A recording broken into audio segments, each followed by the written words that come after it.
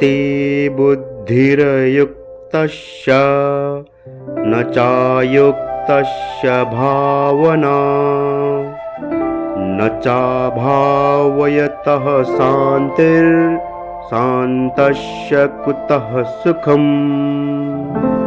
भगवान श्री कृष्ण अर्जुन को अनुशासन, आत्मनियंत्रण और ध्यान के महत्व के बारे में समझा रहे हैं। इस श्लोक में श्री कृष्ण यह स्पष्ट करते हैं कि जो व्यक्ति अनुशासनहीन है और अपनी इंद्रियों और मन को नियंत्रित नहीं कर पाता, वह न तो जीवन में दृढ़ बुद्धि प्राप्त कर सकता है और न ही भगवान के प्रति अपने ध्यान को स्थिर रख सकता है। ऐसे व्यक्ति के जीवन में शांति नहीं हो सकती और जब शांति नहीं है तो सुख प्राप्त करना भी असंभव हो जाता है। भगवान श्री कृष्ण यहाँ पर अनुशासन का महत्व बता रहे हैं। अनुशासनहीनता से व्यक्ति का मन विचलित रहता है और उसकी इंद्रियां बाहरी विषयों में उलझी रहती है। इंद्रियों के अनियंत्रित होने से व्यक्ति को न तो सही दिशा में सोचने की क्षमता रहती है, न ही उसकी बुद्धि स्थिर हो पाती है।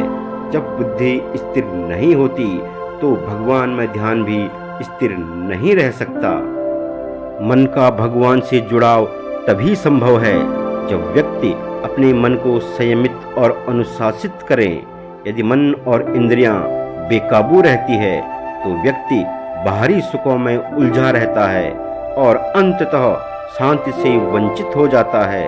इस श्लोक में शांति की बात कही गई है जो सुख का आधार है।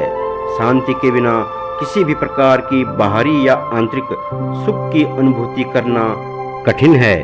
मान लीजिए एक नदी है जो अपनी धारा से तेज गति में बह रही है। यदि उसमें कोई छोटी नाव हो और उसे चलाने वाला नाविक अपनी नाव की दिशा और गति पर नियंत्रण नहीं रख पाता है तो वह नदी की धारा में इधर उधर बहता रहेगा और नाव किसी भी ठिकाने पर नहीं पहुंच पाएगी। ठीक उसी प्रकार जब हमारे मन और इंद्रियां अनुशासन में नहीं रहते हैं तो हमारा जीवन भी अस्थिर हो जाता है। हम जीवन के वास्तविक लक्ष्यों से भटक जाते हैं और सुख या शांति प्राप्त करना हमारे लिए असंभव हो जाता है।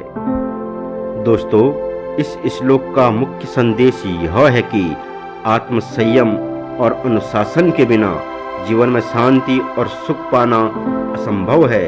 इसलिए भगवान कृष्ण अनुशासन और ध्यान पर जोर देते हैं ताकि व्यक्ति आत्मिक शांति प्राप्त कर सके।